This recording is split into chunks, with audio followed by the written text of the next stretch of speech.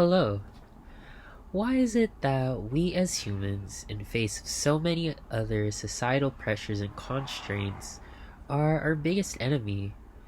Why is it that we let the seeds of doubt, insecurity, and fear fester, grow, and plague our psyches, to which then limits us from tapping into the grand and divine potential in each and every one of us? I ask, what is it that keeps you from being limitless? Is it the fear of rejection and dismissal? Perhaps it is something similar to imposter syndrome, where you feel doubtful of your own skills, capabilities, and talents. Whatever it may be, it is your own personal duty to overcome such obstacles, because when you think about it, you only have one life to live. So would you rather live a life of regret and wishing you had stepped outside of your comfort zone? Or live a life happily knowing you did things which pushed you to succeed, excel, and ultimately show the world of your constant evolution for the better? And yes, while you cannot deny the difficulty in making such drastic changes in behavior and pattern, what matters the most is the small steps and efforts that you can make which can propel you for the long-term difference. A big part of one's own internal dilemmas is convincing yourself of the power you hold, even if it does not seem like it. Affirmations are an amazing tactic to get you into the habit of believing in your self-worth.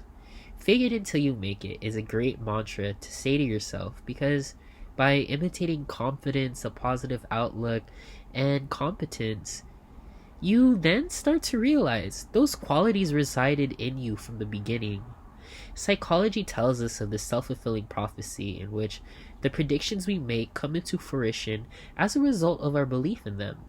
So say if you were to believe you aren't a great test taker, that belief would single-handedly affect your performance in tests because you already come in with the expectations that you will perform poorly.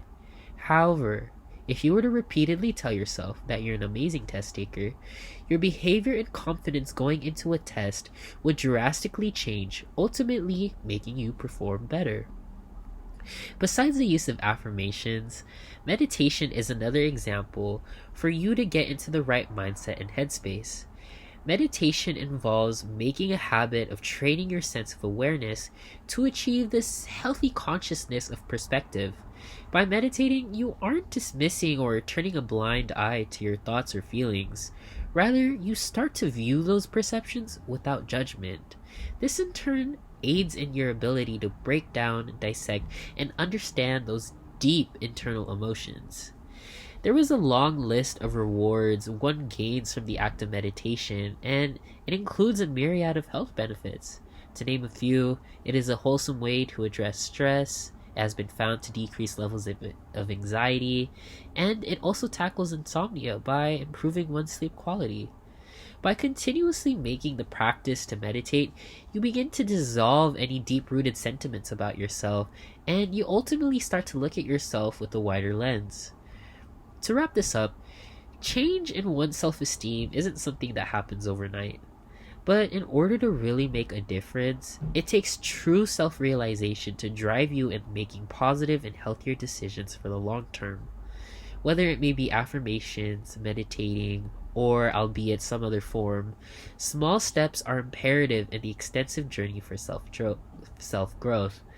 Recognize your worth and tune into your unconscious habits of coping negatively.